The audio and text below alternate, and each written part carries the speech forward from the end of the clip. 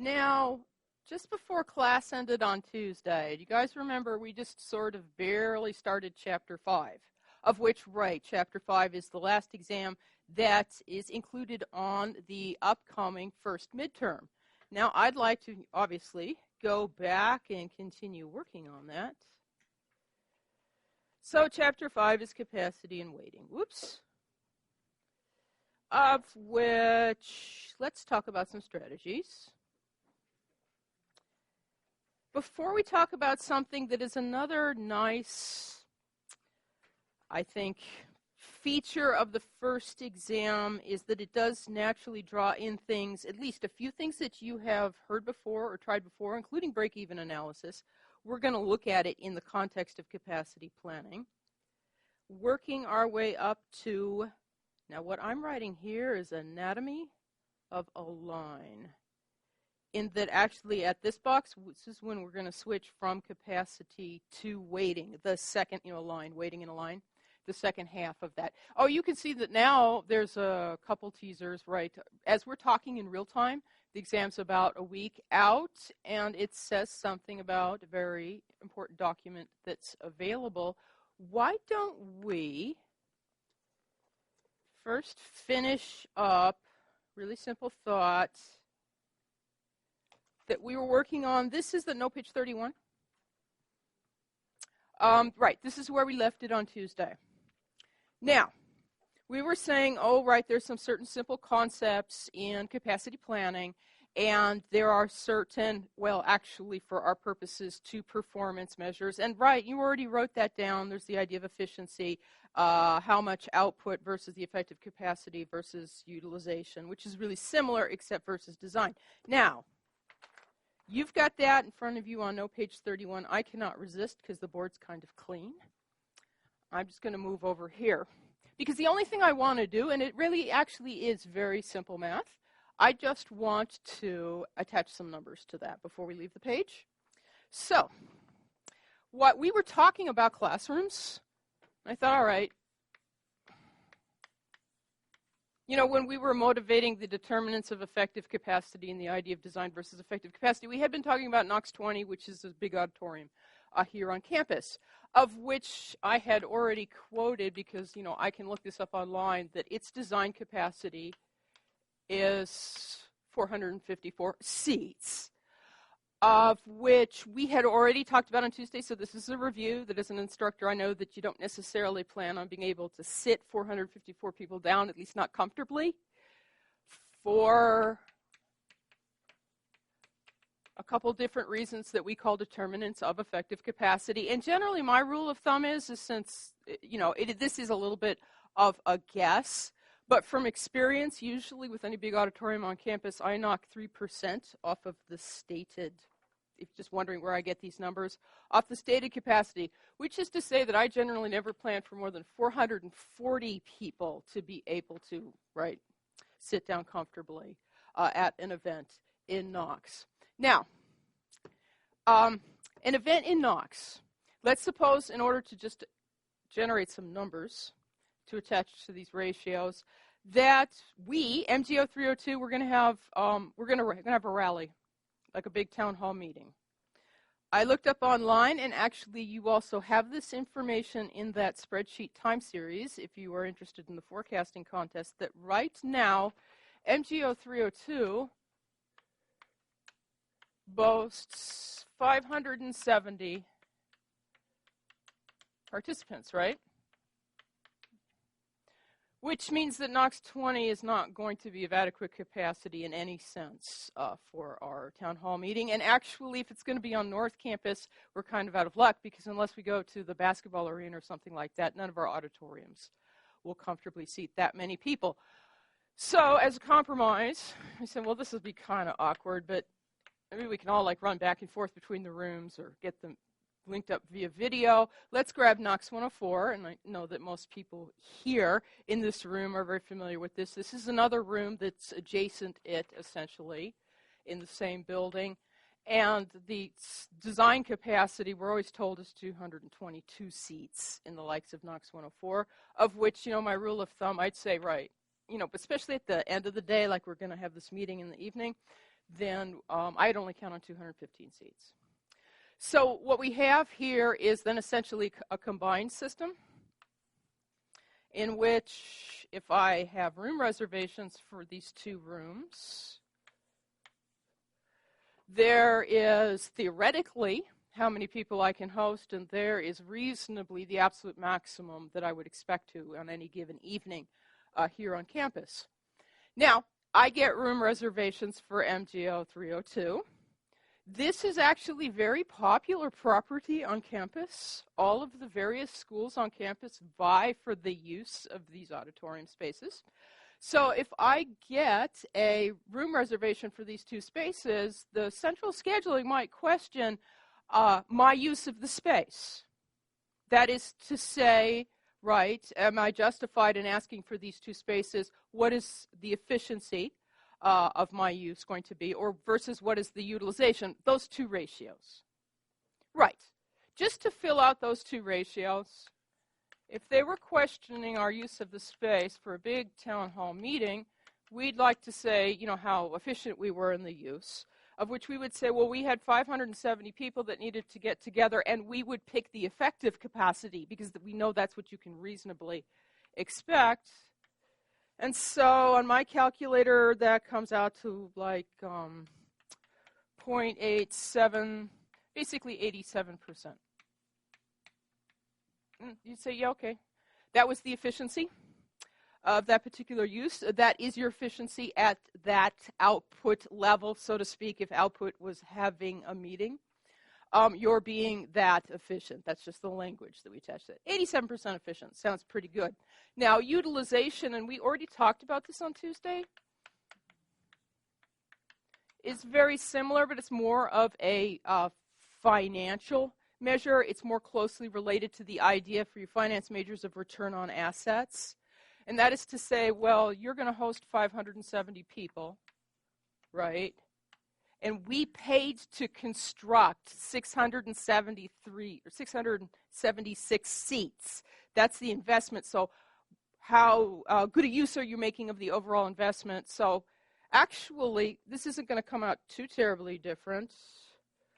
I get like 0.843, or basically I'm comfortable with calling it 84% utilization. That's it. That's how you calculate the 2. Now, you say, well, that was kind of dull, because these came out very, very similar. The efficiency was 87%. The utilization was 84%. And I say, yeah, you know, if you are analyzing a system of which the effective capacity is only slightly less than the design capacity, these numbers are going to be really, really similar. They're only going to be dramatically different if there is a larger gap between these 2 issues. That's what would drive the difference between the 2. And I told you starting out, where did I get those numbers? Is I generally take off 3%. That's not a whole lot. Yeah. All right. Well, that just sort of, that is what it is. That's how we calculate that. Now, just any questions on that arithmetic? Okay. Now I have a more philosophical question. Yeah? The school's obviously going to look at it like utilization-wise, because that's what schools do. Yes. They always think everything's going to run perfect. So if you gave them the efficiency rating, what would they say? Okay, so the school, generally, now we're stereotyping. We are speaking in generalizations, but I know what you mean, right? That generally in long-term planning, right, the strategic level, they tend to assume more ideal conditions, right? So their expectations are more along the line of utilization. If you gave them the efficiency, what would they do? The efficiency just naturally is going to flatter us more, right? Larger numbers are better, right? Well, that sort of depends on the context. First off, if we gave them the efficiency claiming it was the utilization, that's actually our bad. We shouldn't misrepresent, you know, our own numbers. Or even in lies of omission, failing to mention that that's not the utilization, that's actually, you know, the efficiency. But I think, but I'm in operations, I would give them the efficiency. And I would say, you know, based on even these assumptions, because I can defend them. I mean, I've held a lot of events in these auditoriums. But actually what you're drawing out is, yeah, boring. The arithmetic is really simple, but the actual reality around these things can actually be somewhat messy. Efficiency is the reasonable operational viewpoint. Well, then why do we even talk about utilization? Well, I mean, we should mention that, especially here at the beginning of the semester where we're talking about more broader, more general things, that it does tie into like other viewpoints from finance, but they're going to have a different take on the numbers. Yeah. Utilization and efficiency. Is there a term for it? A term for the gap between the utilization and the efficiency? No, not really a well-known term for the gap between this and this. There's a well-known term for the reasons for the gap between effectiveness and design capacity, and that's determinants of effective capacity. So that's really sort of the gap that we focus on and we talk about. Now, speaking of the messiness of reality, I just said, yeah, like productivity, you're always looking for the larger number because that's better. In a certain sense, but look at utilization, for instance. How much use you're making of the overall investment, the overall theoretical size. Do you always want to be running at high utilization all the time? No, the reality is messier. The reality is messier in that there's actually a graph in your book about that. This is utilization. We're saying, oh, yeah, well, you want a larger number for that. We got 84%. Maybe we wish we had 95%. You always want a higher number is better, right? Not necessarily if you introduce, now wait a minute, I have to introduce a whole other concept, but it's very, very relevant. I have to introduce, now I'm going to mimic the way that it is in the book. They state the average cost per unit.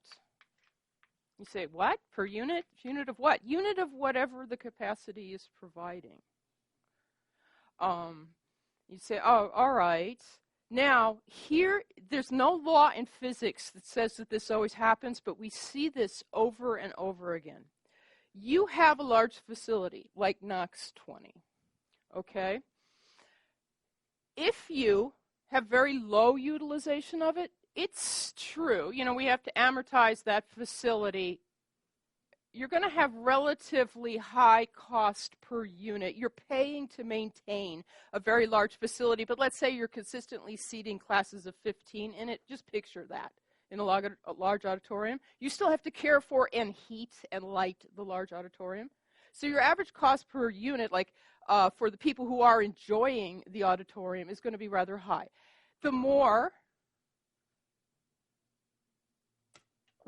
heavily we utilize the facility, the better the use we're getting out of it, right? Considering we're having to heat the whole thing and light the whole thing, we expect that this cost drops as, right, utilization gets higher. This is known as economies of scale, which I do believe is on your super multiple choice sheet. Economies of scale refers to decreasing unit cost through increasing volume. It's generally something that you see in the presence of large fixed costs, like maintaining, heating, and lighting a large auditorium. That the more use you get out of it, when you divide out the bills over the amount that you got accomplished, right? The more use you get out of it, the better that looks, you're lowering cost. Now, again, there's no law in physics that says this, but generally for any facility, a factory, a transportation system, or Knox 20, when you get into really high utilization, it turns around and starts to rise again. Now, remember, you can't get any, well, technically, actually, you can get higher than 100%, but this would be like out here near 100%, right? As you press a facility towards its absolute maximum it could provide, your costs start rising again. You say, why? Well, it actually depends on what the situation is, but very commonly, if you're using something flat out all the time, you generally aren't doing a good job maintaining it because it doesn't have any downtime.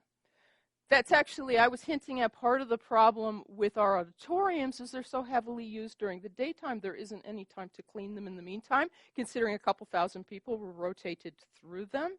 Right, because we utilize them so heavily, there's no time for that.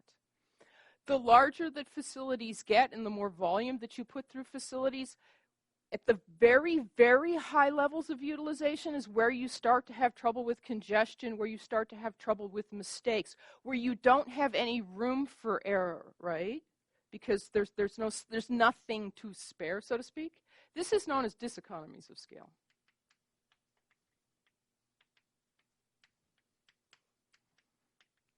You know, we have this feeling we're burning out here. We're trying to do too much all of the time. If you have that feeling in any endeavor, you're definitely in the diseconomies of scale. Oh, which is implying, and what was the whole point, you know, of this graph that I'm trying to sketch here, is that there must be, if this is cost, remember the height of the line is cost, there must be some nice trade-off, right? Some sweet spot, so to speak, where costs are minimized. We say, yeah. And that's generally known as like the optimal, you know, optimal for best, optimal operating level. And what that optimal operating level is, whether it's 84% or 52% or 99%, that's going to just depend on the situation. But if you're managing a facility, you want knowledge of that. You want a sense of what the best operating level is. And it's typically not necessarily flat out 100% efficiency, using all of it. One of the big problems that I notice with large auditoriums, if you actually do try to fill all of the seats, you get into diseconomies of scale at a certain point because, okay, you've assigned 454 people to sit in Knox for a class, right? And let's say that all the seats are in good shape. Here's the problem. 454 people have to find their seat inside of, what do we have, a 10-minute passing period between classes? And this is typically the sort of a diseconomies of scale that the larger the class is, the tougher it is for the last of the class to even get set down because they're searching for an empty seat, you know, in a very, very large room. Whereas if we don't quite fill it, like 90%, but we don't quite fill it, then we don't have that congestion. That's typical the type of congestion when you try to press something to the limit all the time. So, food for thought. Any questions on that? Now, speaking of that, going back to our just little numerical example here, I think that that this would be comfortable enough for like having a meeting, like I was suggesting in this context. But actually, this isn't necessarily adequate for the type of event that, like me personally, that I wind up making a lot of requests to central scheduling for the ad hoc use of large rooms. What would somebody like me always wind up wanting large rooms for? The exams, right? We have an exam coming up. Oh, well, see, well, what's wrong? I mean, there can't possibly be. I mean, 68 of us are going to be in Singapore anyway, where they have some really nice rooms, so we're already down to just a little less than 500. We'll easily fit, except for what? It's at every other seat, which is actually something, you know, you might be surprised, but that we have to specify it over and over again to central scheduling. Okay, just don't count the number of heads in the room. The reason that we'd like the room is we'd like to hold an exam. Oh, wait a minute, and then the measure of capacity becomes even somewhat different.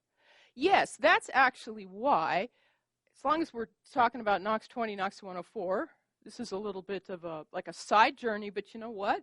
We might as well just look at it now. I got reservations here on campus for 3 rooms in the evening. Knox 104, Knox 20, and Knox 109. Now, did everybody see this? I only posted it yesterday. This document that I just put on the document camera is right now on UB Learns. There's an announcement. Actually, why don't let's just look at it. Make sure that everybody knows where to locate this information. This is the exam study guidelines that I was promising in the logbook. Might as well, since we're talking about Knox 20 and Knox 104, I also repeated that information on our landing page.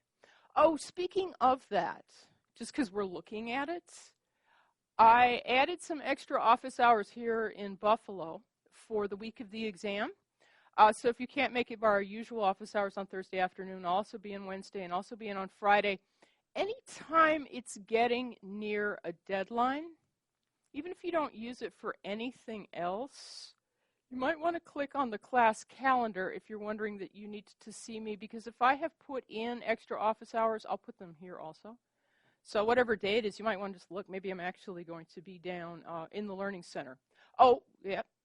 Let's remember that EQS2 is coming up next week, now in real time.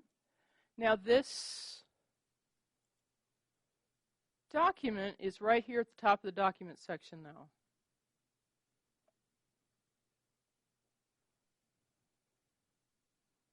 And oh, it downloaded. Let's go back to the paper version. I was hoping it would open in another window. Anyway, we can use the paper version that I brought. Right, it starts out with general information, when and where. If you would like to, in Buffalo, and I know it's a big if you would like to take the exam at dawn, right, at 6 a.m., just be sure to let Paul know. Make a reservation, and notice that that's in a completely different building. You guys in Singapore, I think that's the location of your exam, but I know you guys know where to check and verify that on the SIM campus. Now, general information for everybody. This is the structure of the exam. I counted the questions. You can see that there's somewhat more about what we've been talking about recently, and they tend to be somewhat fatter chapters too than earlier. But, you know, it's a fairly even split, and this exam's a fairly even split between qualitative and quantitative questions. My rule of thumb for counting questions, was that qualitative or was that quantitative, is simply, did you have to touch the calculator? So what counts under qualitative questions then is if I give you a number like in a little story and ask you something qualitative about like what it could mean. If you don't have to actually do any computations, then it counts as a qualitative question. Anyway, we went over a lot of general stuff here at the beginning of the semester, so we expect that that mix would be favorable in terms of qualitative this time around. Breakdown of the super multiple choice. We were already looking at the super multiple choice. What to bring to the exam. You do need something to write with. It doesn't have to be a number 2 pencil because we grade those bubble sheets that we were looking at in class manually. Just if you like to have a straight edge with you, you know, like something like this, to draw lines for yourself. I'm not saying that you need one, but sure, bring one.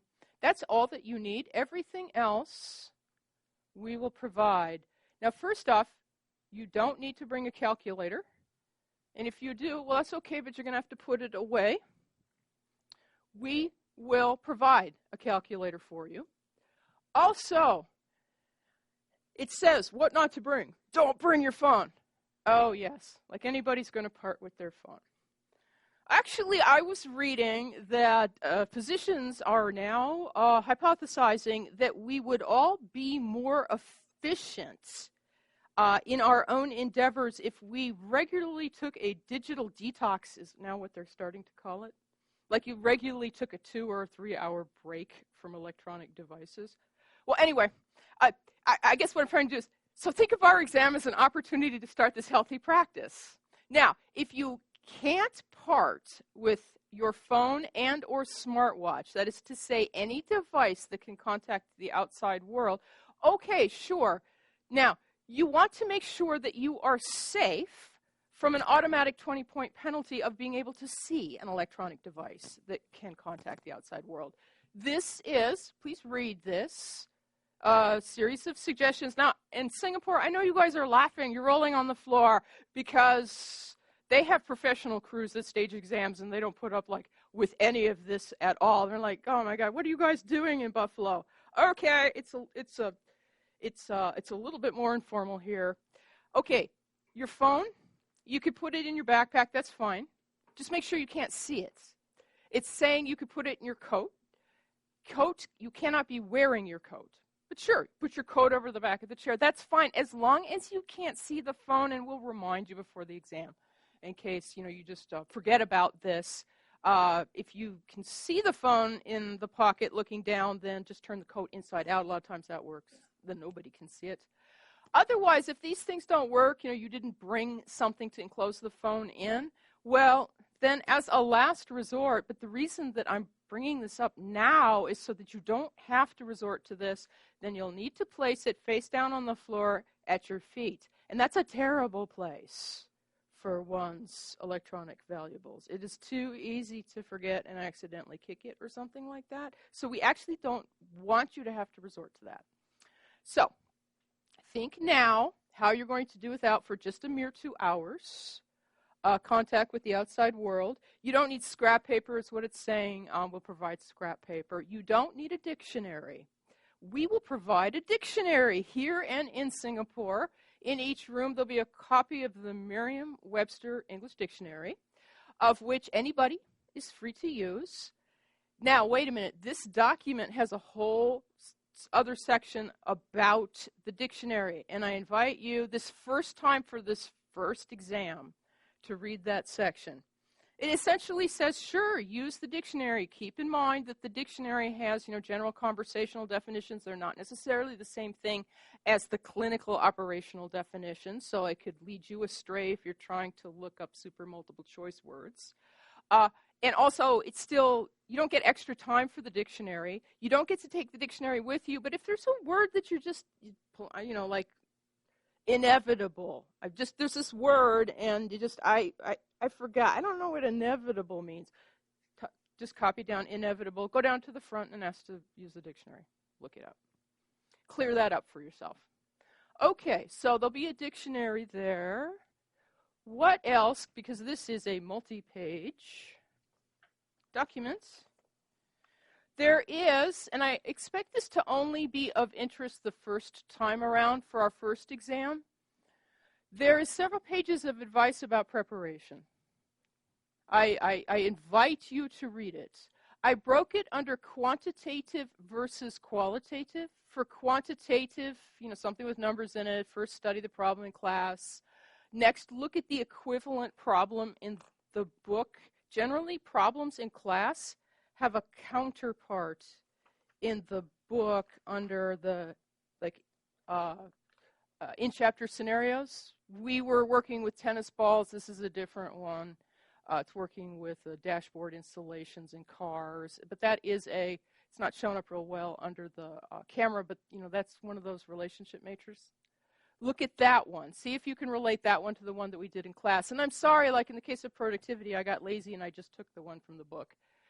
At any rate, here is really quickly, you want some advice on how to do well on the exam. You need to establish independence of knowledge, which is to say you need to know the thing independent of me talking about the thing and the one problem that I did. The only way to do that is to work similar problems.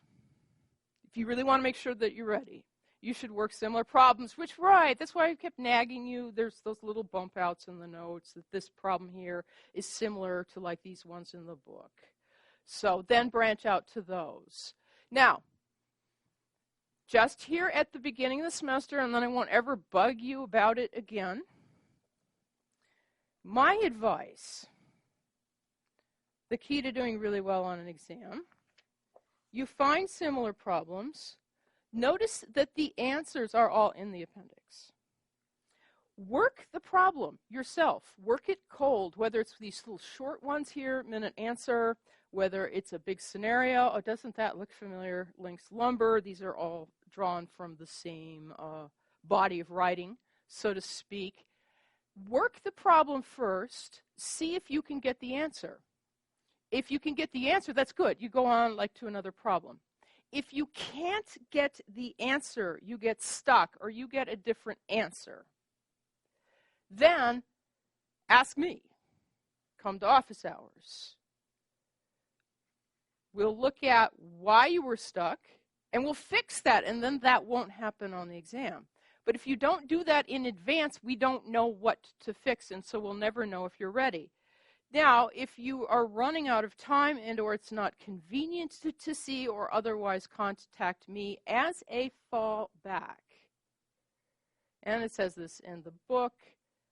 For any problem that you might be practicing on, In that note shaper, noteshaper.com, there is, like, for instance, forecasting. I'm just going to pick something at random. This is just a particular, there's a whole video.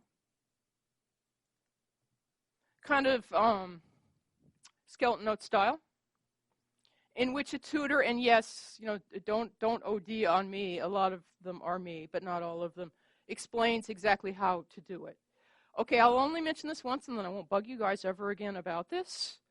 Through the years, some people will come to me and they'll say, "Oh, I'm very disappointed in how I did in the exam, and I don't understand why, because I watched all the note shaper videos."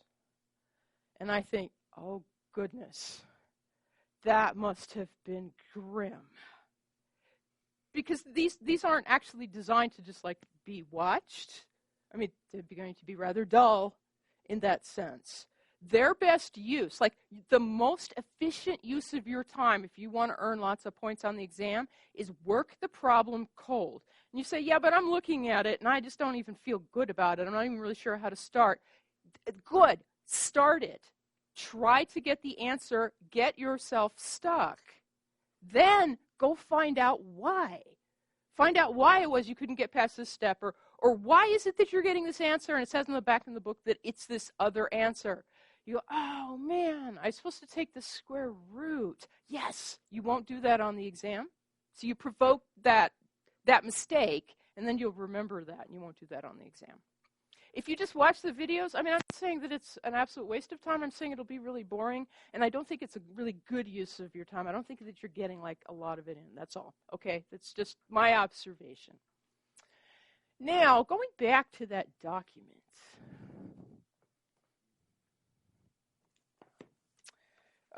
There's more advice about preparing for qualitative questions. There is this section that's quite small for the first exam that gets larger later on, and it's details of what might be on the exam, and it says basically anything except if I note it here.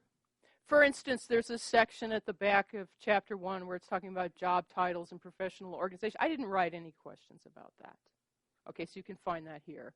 And there's a certain formula in Chapter 5 itself that you're going to see we don't go over in class. And we don't go over in class, and then don't panic, because it's also not on the formula sheet. It says right there, there's no questions on that particular formula. Oh, what I did was I skipped a lot of the stuff that was at the back of that document to show you the formula. This is the formula sheet that will be one of the back pages of the exam. This is exactly what it looks like. You can see where we were just doing that right there. Okay? And I said we go on and talk about break even a little bit. That's right there. And you can see that, right, there's the biggest, absolute biggest, baddest formula in all of MGO302. You can see correlation coefficient up at the top. This sheet, now you know what another page of the exam will look like. Look exactly like this.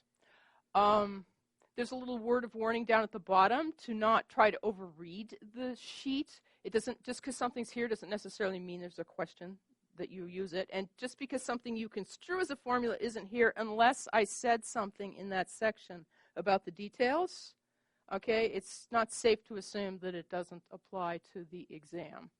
Okay, so this is at the back. What did I skip? I skipped 2 sections that describe for you, if you're curious, the calculator that we'll be providing. There's a photo of it, if you'd like to see it. There's a photo of it. This is the photo of the calculators that we have here in Buffalo. They look like this. Folks in Buffalo, one thing about these calculators, you'll get the hang of this really, really fast. It's just don't stress out. They'll be handed to you. You see that we bought calculators that have a cover just because we have to store them in great stacks, right? And it protects the keys. The one thing that's a little quirky about these Staples calculators is when it's handed to you, you expect that it would open like a book, right? It actually is hinged on the other side. That's all. So you might at first be struggling to try to get it open. That's probably what the problem is, because you can see the logo. say, okay, well, it's this side up, but it actually is hinged on the other side. That, and also the way that it closes, one of the things that I've noticed is the easiest way to open it is to actually push with your thumbs out and then lift it up.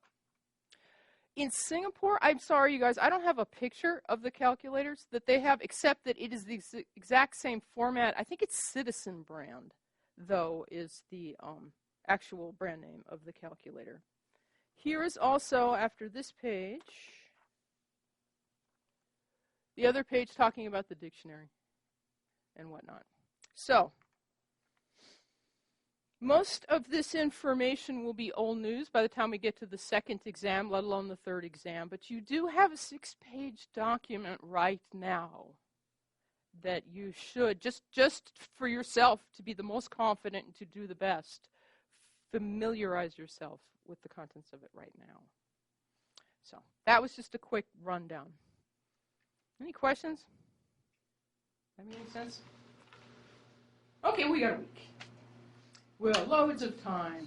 All right, well, we're talking about capacity planning. Let's go back to chapter 5.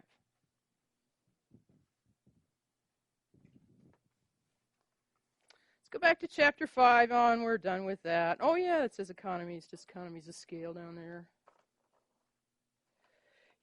Now, page 32. Let's talk about strategies. Now, I'm again going to mimic something that's actually in your book. This that we're looking at here is a time series, right, from chapter 4. It's saying it's got something to do with customer demand, and there's just this sort of upwardly trending. I would say that there's a strong trend component from chapter 4 in this line, but truthfully, it was just drawn arbitrarily. I want to discuss capacity strategy, and you can learn a lot about the strategy, the long-term decisions that have been made on behalf of this one particular issue of an organization by watching their capacity over time. So what do you mean by that? Well, this is a history. We're saying history. It must be because this is already known customer demand. We say, well, yeah, back in this history, like whatever year this was, because we are kind of implying years are going by here. Whatever year this was when they started out, this was the design capacity of their system. This was how many seats they had. This was how many spaces in the parking lot. This was how many units, how many gallons or barrels the refinery could process in a given month. And notice I drew a flat line. Because if this is design capacity, it is not something, unlike customer demand, that would change through time. Remember we said it's bricks and mortar. It is what it is. It is what it is, and I'm going to draw more of the history. This was their design capacity, and time is going on. Now, they sort of have a problem, right, as of like right now. Well, I'm sure whoever this organization was, they realized the customer demand has been rising, and they might need to expand their capacity. And with design capacity, if you were literally graphing it over time, you would expect this. You'd expect to see a series of step jumps up and down. Because we said bricks and mortar, right? You build a new building, and it comes online, and it's there all of a sudden. You've doubled your capacity. Or you sell off. I mean, I drew capacity going up, but it could go down. You sell off something that you feel that you don't need anymore. Anyway, so that establishes a new level of capacity. But then, okay, time goes on, and I don't know, maybe here at the end of this story, they do open a little annex and increase their capacity. I'm trying to deliberately draw a firm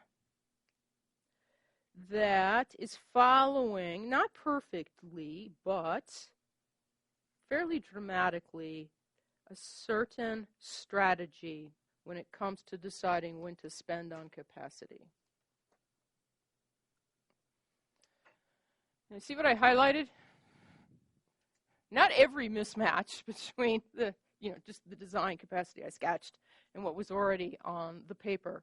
I only highlighted this in here, right? I only highlighted where the actual demand for whatever is being provided here is higher than, obviously, the design capacity.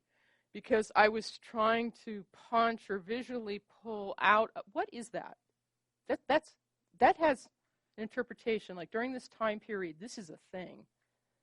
Just this part of the graph on the ground, if you were there, is a thing. Anybody get a sense of what that is? So, well, it's just where that demand line's above the capacity line. Yes, and so if you were there on the ground in that facility, what is that? Yeah. Inventory? No, list of customers, right? Yeah. Isn't that a shortage? That's a shortage of some type, right? This is this is our ability to provide. This is even the theoretical maximum, right? And this is supposedly at that given level of time. Remember, this is a story. That this is what was wanted. So that's some kind of shortage. It's some kind of unmet demand. It's some kind of backlog. I mean, we'd have to know. I never said what the organization was. And you'd have to know more about, well, what are you talking about? Are you talking about a school or a hospital or a factory? We would need to know in order to be more specific. But that is some sort of unmet demand. And I was just deliberately drawing a lag demand strategy. A lot of times this sort of behavior in a firm over several years is referred to as lag demand. Because you have a certain amount of design capacity and you're working along and you realize that you're not really making everybody happy and the problem seems to be getting worse, and then finally you get organized and you open up like another lot and you catch up, and then then it repeats. This is a very conservative strategy where the firm is watching all the time. It's like, oh, you know what, we're falling behind, we really should. Do you think it'll? Yeah, no, it's getting worse. Okay, fine. And so we have a lot of unmet demand. And this is one way through time to make these types of decisions. Now, there are advantages and there are disadvantages to behaving this way. The advantage to this lag demand, very conservative strategy. The advantage to this has to do with what we were just working with on the chalkboard a little while ago. Remember we said, utilization and efficiency, we like high numbers, and we are perceived as doing a good job. Oh, and utilization very closely tied to, for instance, return on assets. This firm, especially stretches like periods right in here, is the utilization of this facility low or high? On the ground, if you were doing the reports, like right in through here, high. It'll be maxed out, right? I'm deliberately pointing to a part in the timeline where there is more work to be done than the facility can provide, which implies that it's working flat out. Yes, one of the advantages of this type of strategy, wait and see, is that you have very high utilization of your facilities. The more you wait and see, the higher the utilization, because you're just making sure that it is completely packed with work for as long a period as possible before you go ahead and open up, like for instance, another lot, and probably do get a little bit ahead. But you know what? Your utilization, on the report is going to drop then, this time period right in here. So you say, oh, okay, well, this is nice. This is an advantage because very high utilization. So popular in that sense. And then disadvantage. Obvious disadvantage of this. Yeah. You're exhausting your resources. Well, one thing, you're exhausting your resources. You may be burning them out. Actually, that's actually a very practical drawback that on the ground may very well be happening. This right here, we said, oh, well, that's some sort of shortage, that's some sort of unmet demand, right? So if we were this firm, like say this is a cellular network, are we going to have a reputation for really high customer service or rather spotty customer service? Spotty, right? There's big periods of time here where we actually, if this was a network, like your broadband internet at your house, we've oversubscribed the network here, right? And so it's going to be, the connections are going to be really, really poor then at that point, because we're overburdening the network then at that point. Okay, so, and yes, that's just sort of a generalization and obvious disadvantage to behaving this way. Very poor customer service. You say, well, defend that. Well, we don't have anything to compare this to, but we will in a moment. One thing we should think about, though, before we leave that thoughts, disadvantage of this poor customer service. Another disadvantage of this that is related to that, which might or might not be true depending on the situation, if you're deliberately allowing there to be unmet demands, the overall theory is what you are inviting, what you're setting the stage for, practically, is for another company to come in to your market, right? Because half the time you're ignoring customers that are already there. Oh, and then you'll have more competition, right? And caution, you should think about that. Oh, so interesting. You do see this behavior like, broadband internet service where it's not very easy to switch between providers, right? Other places, like, say, retail shopping centers, supermarkets, what if half the time the supermarket, the lines were really, really long? You probably would go to another supermarket because there's lots of, because we call switching costs are low. They probably would not behave this way, thinking about their overall checkout capacity, at the supermarket. Now, they probably would not think this way. They wouldn't necessarily pursue this other strategy either, but let's take a look at it. You can see that page 33 is just a copy, except now I've made some ink marks on it. This is all the same image. I just want to draw another strategy, and I'm going to create a cartoon of the exact opposite. Actually, just for fun, let's start out the same place the other one did. But this is a firm that is also watching demand and realizing that it's rising, here early in the history, so they just get out ahead of it. And same thing, they open that same new annex or expansion, new facility, and so they're happily, working along with that, but they realize that, through this time period that demand is rising. So I'm just trying to stay ahead of demand in sketching this.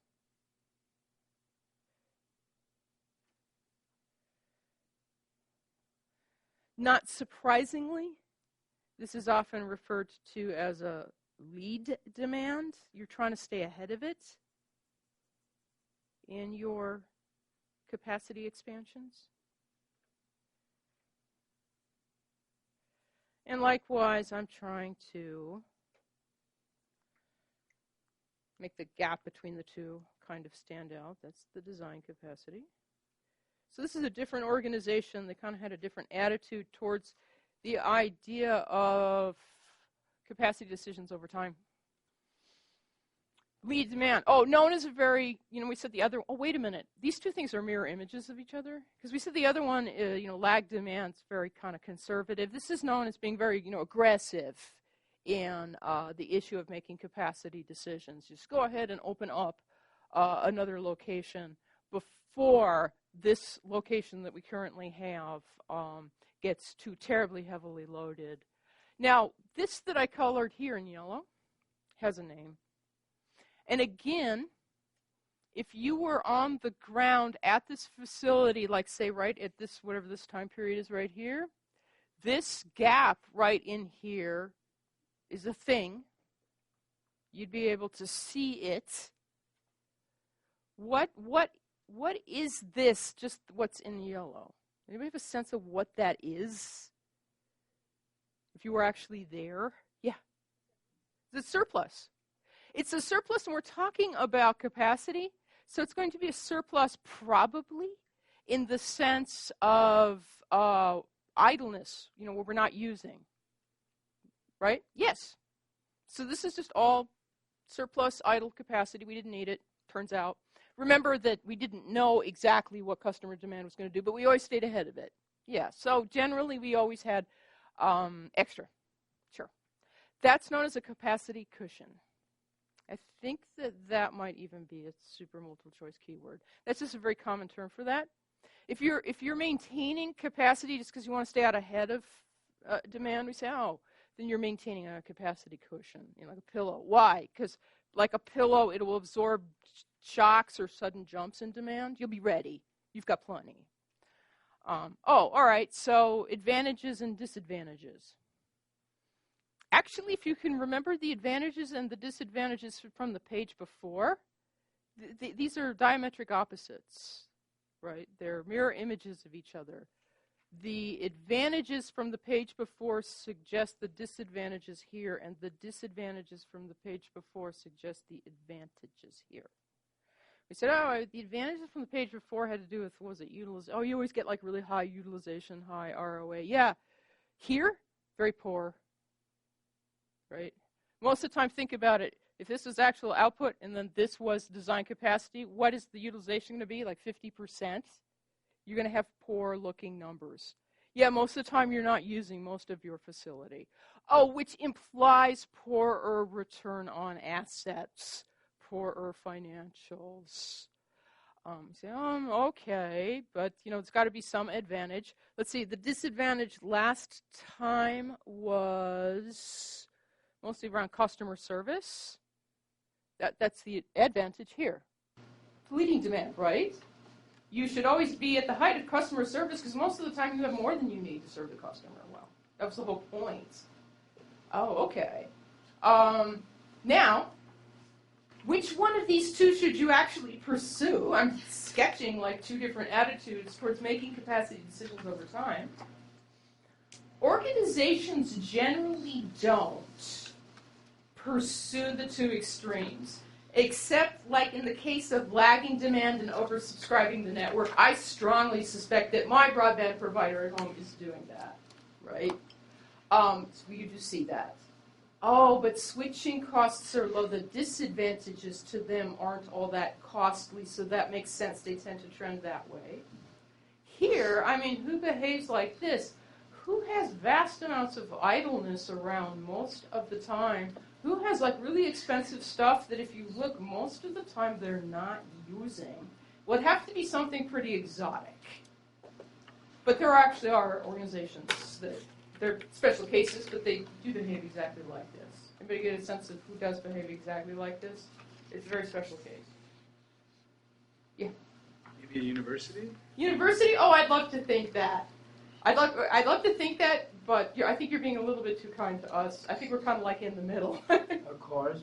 Huh? Cars? Cars? Yeah, like they store their cars in the lot. Selling. Oh, you know what? You're sensing the inventory that does build up in selling cars in the lot. Hold on to that thought, but store it until after the first exam.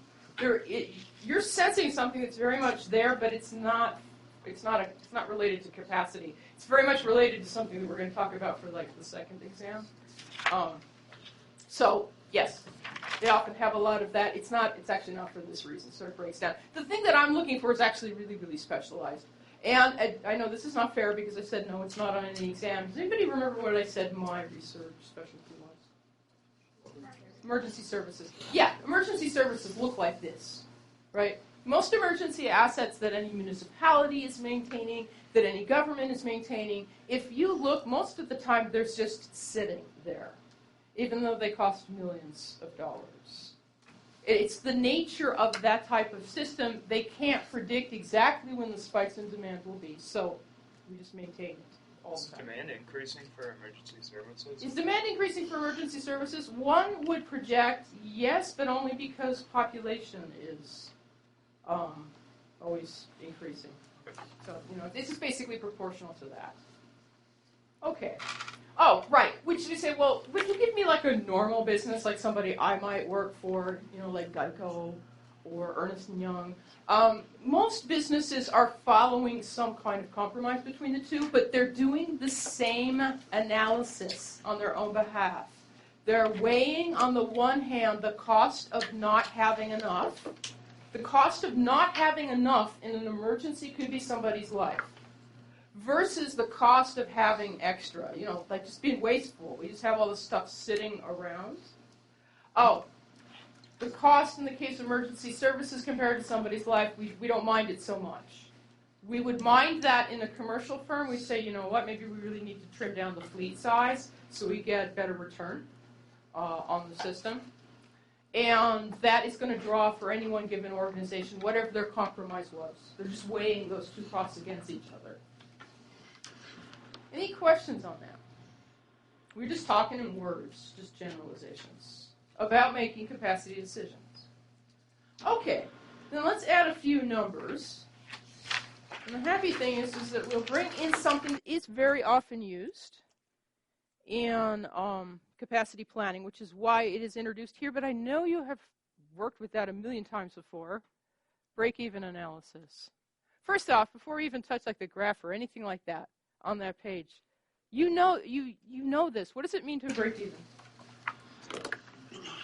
What equal? Yes, equal. What? Revenues equal your costs? Yeah, how much you got? Your revenue cost. You just broke even, right? You covered your costs. Yeah, you use that word in conversation. We just, for instance, as a club, we bought some merchandise, we sold it, we just broke even on it. We just covered our costs. Now, you may not have really thought about it this way, but this is actually a paradigm. It's a way of looking at the world. You say, what? Yes, and you have to buy into this model of the world. You are trying to decide some issue, like for instance, how big a facility should we build? The belief that you're buying into is that your world consists essentially of three things. One of them is a fixed cost. I just wrote FC for fixed cost. Okay, now fixed costs are costs that you'll pay regardless of what you decide. Now this looks like a graph. Yeah, the horizontal line here is meant to be your decision. And I'm writing, I said, I thought you were talking about capacity planning. You wrote a Q. This is never going to go away. In operations, capital Q always means quantity, like amount. Like I'm trying to figure out how big, how much, what, it's Q. You say, yeah, all right.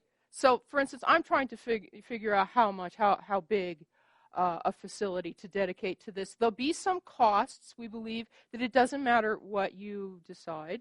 It doesn't matter how you use it. You're always going to pay that. Fixed costs, costs that do not vary with volume level. What is an example of a fixed cost? Say, for instance, from your personal life. You're paying your bills. What's an example of a fixed cost? Rent. Monthly rent. Monthly rent. Internet. Internet, yes. For instance, cable bill.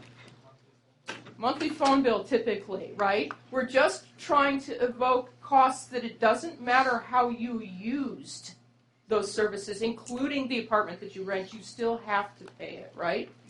It doesn't matter. Naturally, though, in the case of the phone, it might matter the volume of data, right? Then your bill might go up. But for the most part, it doesn't matter, at least cable and broadband, right, how you used it. You have to pay that.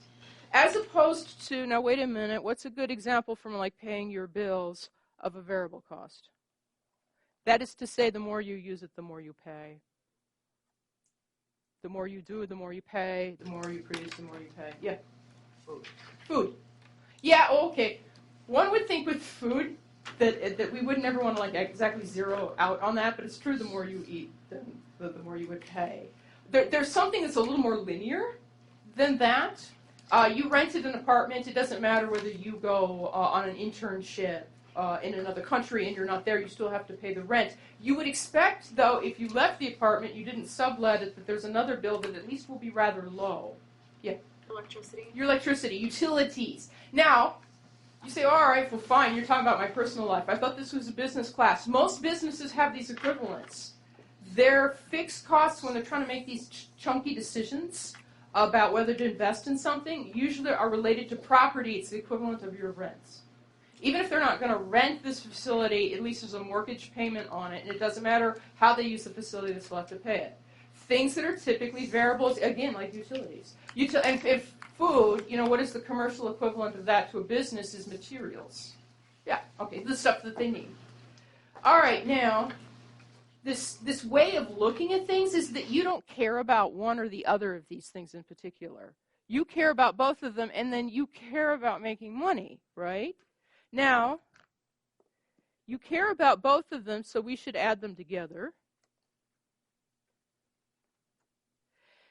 And you care about whether you're going to make any money, I'm drawing another line that has a different label, revenue. I assume whatever this is, there's a reason why we're interested in perhaps producing some certain amount of it or buying some certain amount of it or acquiring whatever. And that's because we'll be able to collect some certain amount of benefit from it. And I am just recreating the classic vision of a break-even point. Right?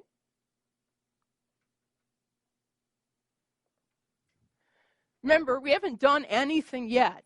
We're trying to make a decision like maybe about one of those step sizes in that other graph. And this is how we believe our situation essentially looks. Okay? Given what we decide, there's going to be a certain amount that we will have to pay. Given what we decide, there's going to be a certain amount of benefit we will collect. And this is the point where at least those two things are the same and at least we manage to cover our expenses. Here, a lot of people call that, you could highlight this little cone in here, they call that the loss corridor. Because that is to say, if we go ahead and we decide, right, and we land somewhere in here, in reality, this is where we're going to lose money because the total expense line's above the revenue. Beyond that, you know, opposite of a loss corridor, that's the profit corridor. That's where we're, right, we're going to, we hope, that what we'll actually be doing is something beyond the break-even point. Then we'll be making money. Oh, which is why in order to make the decision about whether we should do this in the first place, that we do become very interested in when exactly does that happen, right? Exactly how much at minimum would we need to achieve to at least then have covered the money that we spent to do that? Oh, well, that's pretty algebraically easy to find, right? It is where revenue equals cost. So it would be some certain amount, the revenue times the quantity, when it's the same thing as just the fixed cost, and then the variable cost times also the quantity. If you solve for Q, didn't we see that? There it is. There's the formula for the break-even point. When would we at least cover our costs if we went ahead and we committed to that level? Just have to fill that in. Now, the only thing I want to do then at this point, since it's a pretty simple concept, is just practice it. We're going to need some numbers. Actually, we're going to need a setting. I just turned to note page 35, and it says pick a cargo ship. Oh, because there's some interesting issues of capacity here. All right, we don't need Note Shaper now, but you know what? Let's go back to UV Learns. Let's go back into the document section. Oh, we're already there.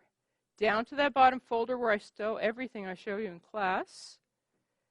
And let's take a look at, oh wait a minute, break-even analysis.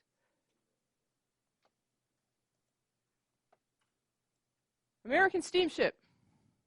This is a company that owns cargo ships. I always thought this was really, really interesting. American Steamship is the largest cargo company on the Great Lakes, but their headquarters are high and dry over in Williamsville here in the business park. American Steamship, you guys in Singapore, their Class 1 vessels, those are the same vessels. I mean, it's not their vessels, but those are the same vessels that you see waiting outside of the port of Singapore. You, if you're here in Buffalo and you happen to be on the waterfront, if you see a big boat out there and the stacks are black with one red stripe on a white field, that's an American Steamship vessel. They have like over a dozen of these very, very large ships. They mostly haul commodities. They have a very interesting, so that's why I wanted to drag it into class. They have very interesting break-even problems that they face routinely. Okay, now, they have a fleet of vessels, and the break-even problems that they face routinely have to do with the fact that, like most shipping fleets, all of their vessels aren't the same. They have Class 1 vessels. Those are the 1,000-foot vessels.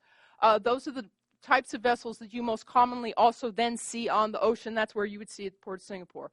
They also have what they call Class 2 vessels and Class 3 vessels, and these are obviously smaller ships. Okay, well, why do they keep a mix? It kind of has to do with their business. But you know what's also interesting about them? We are going to talk about break-even analysis. We will make one of these decisions, but, you know, it's all possibly on the next exam. They also have a very interesting problem in design versus effective capacity. Like one of their large vessels, the 1,000-foot Class 1 vessels are very often branded American this, American that. This is the American Century. You can look up any one of their vessels on their sites, and they have their stats. I guess they have their fans. You know, there's like shipping buffs that follow these sites. Among other things, they are posting their effective capacity of each one of the ships. The interesting thing is they post it twice. This is where it says deadweight capacity at MS draft that I'm pointing to. MS stands for midsummer. That is the effective capacity of the ship. Now, notice it says 80,900 gross tons. But then you drop down one row and it says deadweight capacity and then something about 27 feet 6 inches, and it gives you a totally different number. And notice that it's starkly lower, 62 versus the 80, some odd thousand tons. Both of these are the effective capacity of the vessel, because if you're thinking of hiring them to haul something heavy, right, they're bragging on how much they can haul. Interesting. The effective capacity of their vessels varies with the time of year. In midsummer, it's much larger than it is at other times of the year. And for everybody in Singapore, the vessels outside the port of Singapore don't worry about this. Maritime vessels on actual salt water don't have to worry about this. But if you're a great big ship on the Great Lakes, there is a very important determinant of effective capacity that drives your ability, drives you away from the design capacity of the vessel at certain times of the year very, very starkly. And and actually, I didn't know this, until I actually started doing some work for them. Does anybody sense what it is in the Great Lakes, why a ship would not be able to haul nearly as much? It's less buoyant. Huh? It's less buoyant. It's less buoyant? Yeah, well, yeah, sort of. It's not really the buoyancy of the ship. I mean, the ship's going to sink for a certain amount of weight, a certain amount each time, and gravity's not going to change. The water level changes in the lakes that radically. That's the problem. Okay, in midsummer, there's the most water in the lake, so the vessels can hold more because, they sink down, but they're still floating. And then they just have to remember that if they agree to do work in the spring or in the fall, they can't effectively put as much on the ships because there isn't as much water in the lakes. So, a determinant, lake level, a determinant of effective capacity in freshwater shipping. Okay, now, we were talking about break-even analysis. Let's go back to this. It says pick a cargo ship. Yeah, we were looking at American Century. If you want to find it on the website, the Sam Lot is one of their small ones. It's about 2/3 the size. Now, pick a cargo ship for what? I have to provide you the rest of the scenario. Well, among many other things, what do they do? To haul oat flour for Cheerios from the Port of Superior, that's in the Midwest, to Buffalo. It's a trip of about 6.2 days. Just, oh, by the way. Oh, wait a minute. To all flour for Cheerios. Does anybody in the room know who they must be working for if they're doing that? General Mills, yes. So among their clients, they haul the raw ingredients to General Mills. We're a strategic location here in Western New York. We make Cheerios for most of the North American continent, and most of the flour from that comes in over the lake from the Midwestern part of the United States. Oh, now, so General Mills must be on the phone if we're trying, and they must be saying, we've got some oat flour we'd like you to pick up, right, bring it to us. Okay, we want to dispatch a ship. It's actually, loosely speaking, a break-even problem. Because the American Century, now I'm just going to make up some numbers, the dynamics are the same. There'll be a certain fixed cost if we're going to dispatch it to go out and come back with that stuff. Now wait a minute, this would be costs that don't vary no matter how much we load the ship. That would be its mortgage payment, that would be the salary of the crew, very often it's insurance, all that goes into the fixed cost. The thing about the Sam Laud, I said it's 2/3 the size, right, why do they have smaller vessels? Among other reasons, you don't need as many people to run them. So the fixed costs are a lot lower. So I just supplied a number. So let's say for the trip it would be $24,800. Variable cost per ton, let's say for the American Century, it's $580 a ton is what they estimate, meaning that the more weight you put on the ship, the more your just simple arithmetic going to pay. What would that be? The lion's share of that is fuel. The more heavily you load the ship, the more fuel you're going to burn. Now, oh, wait, so here's a distinction between the American Century and the Sam Laud. I know that they look like similar numbers, but the smaller vessels aren't as fuel efficient. They don't achieve the economies of scale. Wasn't that a phrase from earlier? And so it's like $585 per ton. Now, this is a contract that we have with General Mills, so we don't expect that revenue per ton will be any different. So I'm just going to supply 600, right, in each case. And then it's, oh, you can see the table says, well, when do you break even, right? So we just need that formula, fixed cost divided by the revenue minus the variable cost.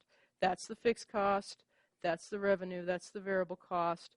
So like in the case of 124,000 divided by, what is that, 600 minus 580, right?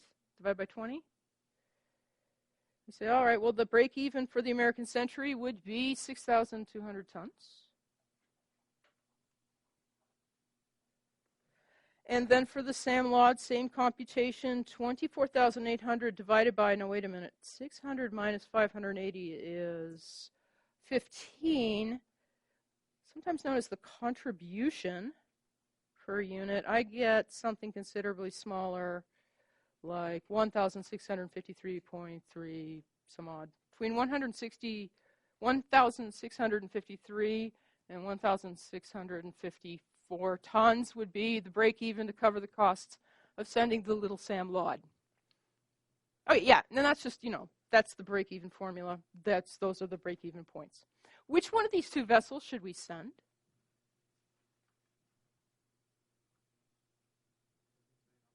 It doesn't say how much flour. Very good. I was just hoping, because it's sort of intuitive. You say, oh, well, like that one broke even fat. Without knowing, okay, it doesn't say how much flour. Okay, fine, Smarty. What if it's 1,000 tons of flour? Oh, 1,000? 1,000. I picked 1,000. Who should we send? Depends how much each ship can hold. Well, actually, yes, it does depend on how much each ship could hold. But this one is, and let's say it's midsummer, even 80,000. I mean, don't worry about that. I'm taking that off the table. This one's 24,000, right? The 1,000. You can't answer that question either, actually, because do you notice that neither vessel? The reason I said 1,000 is neither vessel breaks even, right? So you can't answer the question unless you know more about our obligations to General Mills.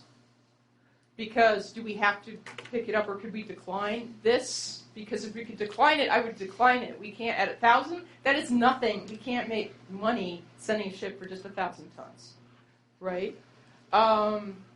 Then, actually, in my notes, I had tried this out for a couple different ones. So say it's 2,000 tons. There's actually a definitive answer for that. 2,000 tons? There's an answer, like on exam, there's one answer. For 2,000 tons, it should be Sam Laud. Only the Sam Laud would break even, right? 10,000 tons. American Century.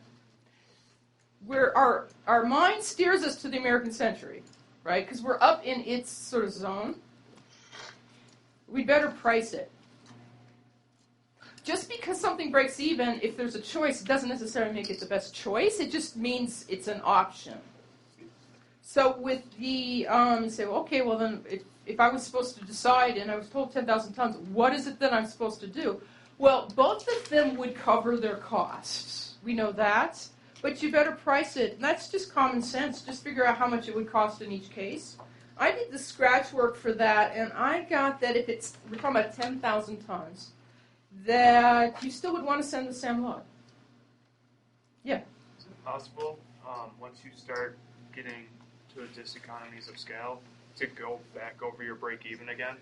Is it possible to go back over your break-even again when you get to this? I see what you're saying. Actually, and the answer is yes and no. The answer is in reality yes, is what you're sensing. Under the assumptions of that formula that's on the formula sheet, and it's been like in every introduction to business textbook that you've ever seen, the answer is no. The reason is because that formula is based on the assumption of linear variable costs. Right, we just drew a straight upwards line. And what we were talking about in reality with diseconomies of scale is that that's not linear. Once you get higher, it starts climbing faster, right? But then, in defense of the break-even formula, they say, oh, well, you shouldn't have been, and that's actually kind of true, you shouldn't have been using break-even analysis if that's a big deal. If you're in that zone, or you plan to be in that zone. So we are assuming linear costs. Okay, so with 10,000, you really should price it out. Check me on this. I get that it actually would be slightly more economical to still send the SAM log. As a matter of fact, here's a riddle. Where did I get this number? 1,000, or it's actually 19,840. 19,840 tons. Say, okay, what's so important about 19,840 tons? They wouldn't care. At 19,840 tons, this is actually a preview of material we'll talk about for the second exam. It's known as a point of indifference. At 19,840 tons, they wouldn't care because the costs will pull the same. And you've got to clear that if you want to send a big missile, basically. So break-even is just a reading on whether it covers a cost. It actually doesn't declare whether something is better or not. And it's good that you pointed out it is very much based on the belief that everything is going to stay linear. It's that simple. Any questions on that? Why don't we know, because I think, isn't there an old break-even problem behind the sheets? Yeah, C6 old exam, problems on capacity planning. This is on UB Learns, but we'll go ahead and fill it in. D, C, A, C, B, C. That's determinants of effective capacity. That's efficiency. Oh, it's down here, Mediclinic. Here we go. Right. There's a break-even problem right there. So, okay, good. That's a good stopping place for today because that's the end of the stuff on capacity. And then next week what we'll do is the stuff on weighting.